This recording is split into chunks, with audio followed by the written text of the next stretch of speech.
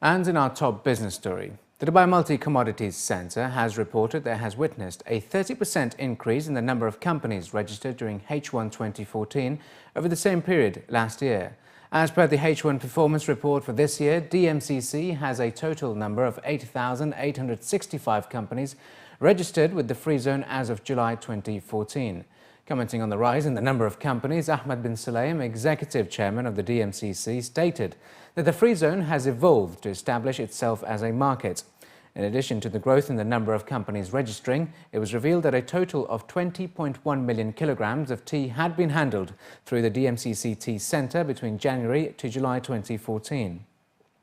Furthermore, trade volumes of rough diamonds increased by 63 million carats during H1 compared to the same period last year.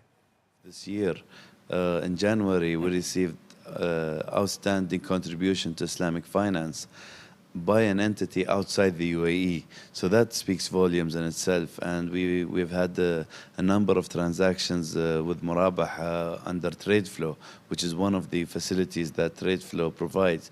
It's a warehouse electronic receipt system that keeps enhancing and progressing. The other thing is the DMCC Tea Centre. It's making revenues, it's doubled, and it's looking to expand as well. We're looking at gaps within the industry currently. We're looking at the gold spot that should be launched soon. We're looking at encouraging banks to provide gold bullion financing. We're looking at banks, I know it's challenging, but to at least selectively or however they see it best fit to provide also diamond financing. Looking ahead, Ahmed bin Sulayem added that DMCC aims to further expand its global network to strengthen itself as Dubai's hub for global trade and enterprise. The Latin American region was identified as the next destination from where the free zone aims to attract more investments over the next few years.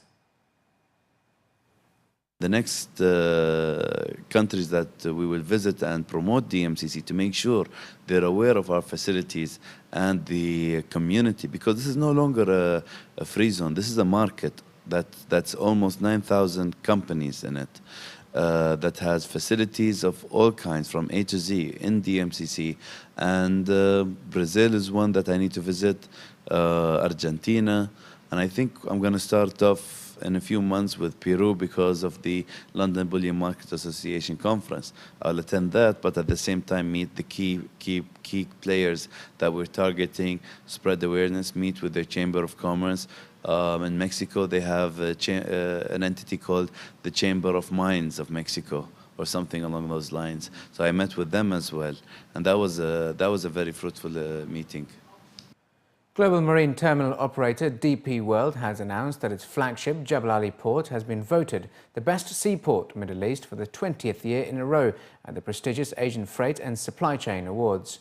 Popularly known as AFSCA, the award is decided by key decision makers in the industry who take part in an independently verified nomination round followed by a voting round. It has been organized by one of Asia's leading transport and logistics newspapers, Cargo News Asia, for 28 consecutive years. Established in 1987, AFSCA is Asia's longest-running awards event. It covers air and sea ports, air cargo and container awards, along with the best green service providers. Last year, Jebel Ali Port handled 13.6 million TEU, with 1 million of additional TEU capacity added. Container Terminal 3 will add a further 4 million TEU capacity, raising total capacity of Jebel Ali to 19 million TEU. Dubai recorded impressive results at the AFSCA 2014 awards. In addition to Jebel Ali, Emirates Sky Cargo retained its Best Air Cargo Carrier Middle East title, and Dubai International Airport again won the Best Airport Middle East award. The Kingdom of Saudi Arabia has been overtaken by the US as the world's largest oil producer, according to a report by the Bank of America, which stated that the extraction of oil from shale rocks by the US reached a high this year. Crude oil output and the production of liquids separated from natural gas in the US exceeded the production in both Saudi Arabia and Russia this year, according to the report. The daily output in the US exceeded 11 million barrels in the first half of this year and is expected to rise to 13.1 million barrels a day in 2019, with production expected to remain at the same level for at least 10 years. The report added that the shale boom is playing a key role in the US recovery, contributing significantly to a reduction of prices at the pump for US consumers. Oil extraction has also been increasing at shale formations in Texas and North Dakota as companies continue to extract shale oil through fracking. Markets closed the week near 3-week highs as a stronger than expected US non-farm payroll report improved investor sentiments. The US non-farm payroll report, seen as perhaps the most important release in the US economic calendar, showed that 288,000 new jobs were added in June, well above expectations of 215,000 new jobs.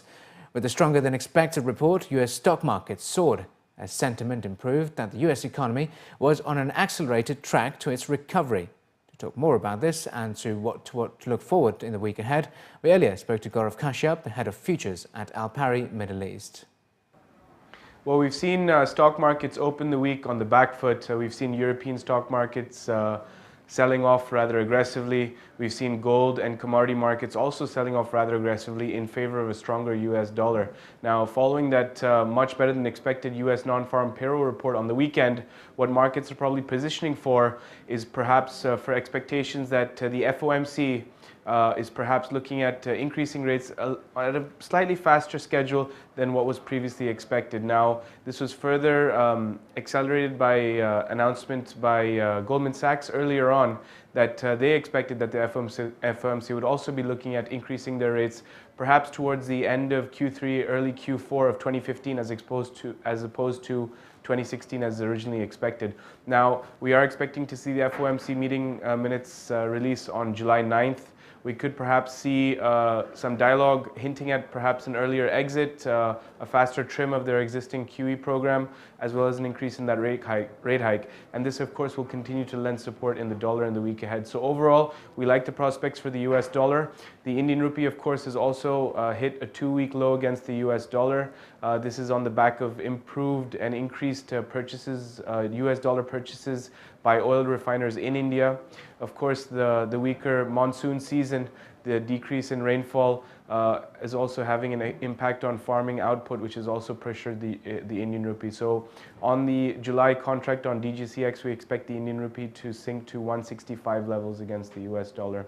Overall, we're expecting also the euro to move to about 135 against the US dollar, with gold also expected to test 1294 in the week ahead. But overall, the sentiment does remain very dollar bullish in the week ahead.